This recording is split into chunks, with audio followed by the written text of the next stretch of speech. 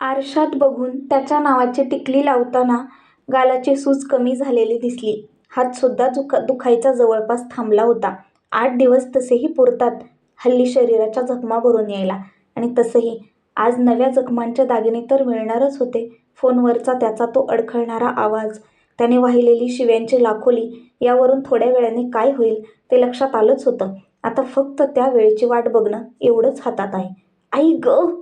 एक कळ डोक्यात गेली. बघितलं तर पायाला एक मुंगी चावत होती. हाताने ती मुंगी काढायला गेल्यावर सुद्धा ती लवकर निघाली नाही. जीवाच्या आकांताने ती मुंगी चावत होती. त्या मुंगीला माहीत असणारच की तिच्या चावण्यामुळे मला विशेष काही होणार नाहीये, पण तरी ती प्राणपणाने चावतेय. आपल्यावर झालेल्या अन्यायाचा प्रतिकार करते. आणि मी? दारावर थाप ऐकू आली आणि त्याचबरोबर एक घाणेरडी शिवीसुद्धा. मी बाजूला पडलेली कपडे वाळत घालायची जाडजूड काठी हातात घेऊन दरवाजा उघडला.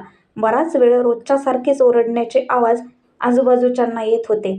फक्त ते स्त्रीचे नसून पुरुषाचे होते. एवढाच काय तो फरक.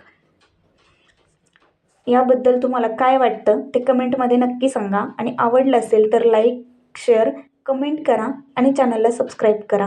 धन्यवाद.